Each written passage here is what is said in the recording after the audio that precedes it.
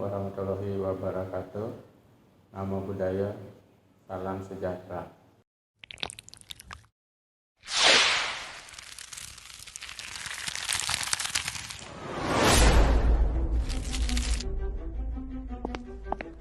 Aplikasi penggunaan limit fungsi turunan di dalam kehidupan sehari-hari, salah satu contohnya adalah penyebaran virus COVID-19 yang merebak pada saat ini.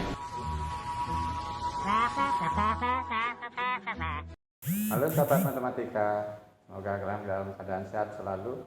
Perkenalkan, nama Bapak Iwayan Wisnu Wijnana dari SMK Ketai Denpasar. Sebelum kita masuk ke materi yang sebenarnya mengenai limit fungsi aljabar, jadi kita perlu tahu bagaimana cara penyelesaian beberapa masalah.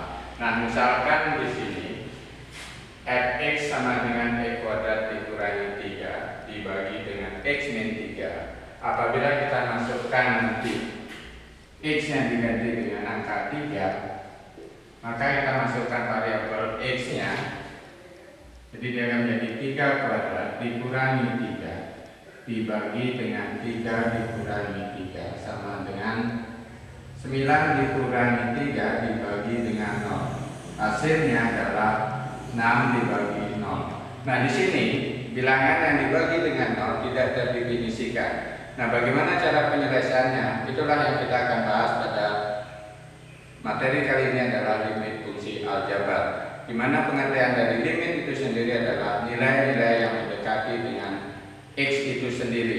Jadi sebelum kita mempelajari limit fungsi aljabar, perlu kita mengetahui terlebih dahulu kompetensi dasar yang ingin dicapai. Yang pertama, kompetensi dasar untuk pengetahuan adalah menentukan nilai limit fungsi aljabar. Untuk di keterampilan menyelesaikan masalah yang berkaitan dengan limit fungsi aljabar. Tujuan pembelajaran yang ingin dicapai adalah siswa nantinya mampu menyelesaikan dan menyajikan model matematika dalam memecahkan masalah nyata tentang limit fungsi aljabar. Masih ingat dengan fungsi aljabar yang sudah kalian pelajari sebelumnya, di mana seperti kalian ketahui fungsi aljabar itu adalah memasangkan himpunan bilangan real ke himpunan bilangan real lainnya.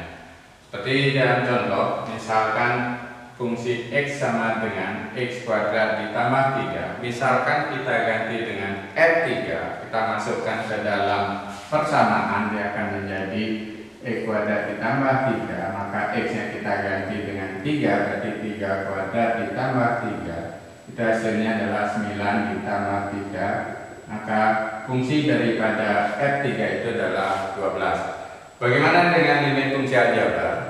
Limit fungsi aljabar berupa sebuah fungsi di mana sesuatu dikatakan mendekati nilai dari suatu bilangan. Untuk penulisan limit fungsi x di mana x mendekati nilai c. Contohnya kita akan bahas berikutnya. Perlu kalian mengetahui sifat-sifat limit fungsi itu sendiri. Yang pertama, limit k di mana x mendekati c, di mana k itu sendiri adalah konstanta, maka hasilnya adalah bilangan itu sendiri atau konstantanya. Yang kedua, limit x di mana x mendekati c, hasilnya adalah sama dengan c, berapapun x-nya diganti dengan suatu bilangan, maka hasilnya adalah bilangan pengganti x itu sendiri. Kemudian yang ketiga, limit x mendekati c di mana k dikali dengan fungsi x di mana k adalah konstanta dikalikan suatu fungsi, maka kita bisa mencari dengan bilangan pengalinya dikalikan dengan limit x terhadap c di mana fungsi dari fx itu sendiri.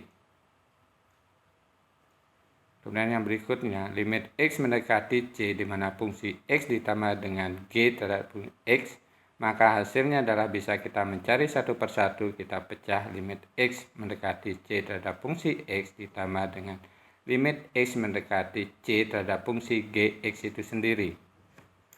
Nah, untuk menyelesaikan permasalahan suatu soal limit fungsi aljabar dapat diselesaikan dengan dua cara, yaitu metode substitusi dan metode pemfaktoran. Untuk metode metode substitusi sendiri, pengertian dari substitusi adalah mengganti nilai X terhadap angka yang dipakai. Misalkan, tentukan nilai dari limit X mendekati 3 di mana fungsi X kuadrat dikurangi 8 sama dengan hasilnya berapa. Nah, cara menyelesaikan di situ sudah jelas ditulis limit X mendekati 3, maka X-nya kita ganti dengan 3 dari soal fungsi X kuadrat dikurangi 8. Sehingga hasilnya adalah limit X mendekati 3 sama dengan X kuadrat dikurangi 8. Itu hasilnya adalah 3 kuadrat dikurangi 8. 3 kuadrat hasilnya adalah 9. 9 dikurangi 8 hasilnya adalah 1.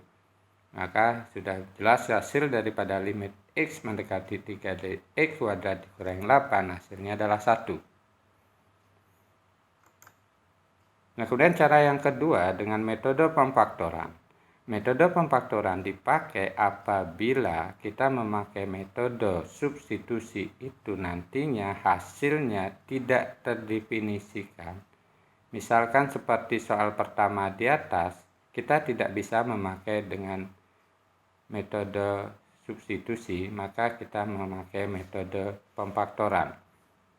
Contohnya, tentukan nilai dari limit X mendekati 3 dari fungsi X kuadrat dikurangi 9 dibagi dengan X dikurangi 3. Cara penyelesaiannya di atas X kuadrat dikurangi 9 kita faktorkan terlebih dahulu.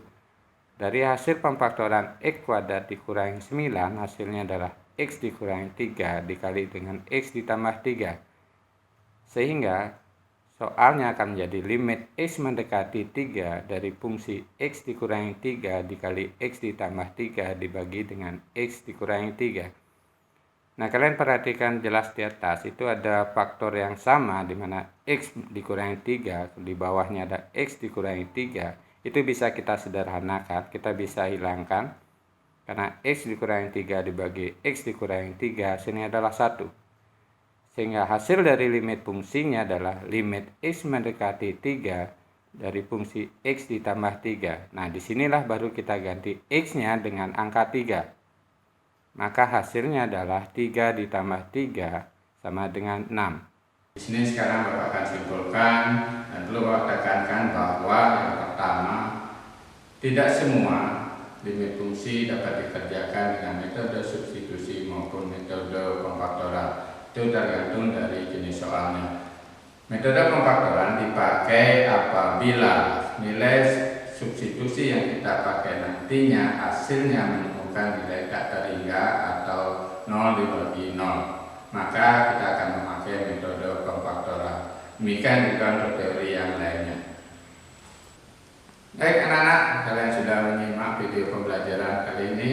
Semoga setelah kalian menyimak video pembelajaran ini dapat bermanfaat dan menghilangkan stigma kita bahwa matematika sangat sulit untuk dikerjakan. Semoga kalian selalu dalam keadaan sehat walafiat. Bapak akhiri dengan Parama Santi. Om Santi Santi Santi.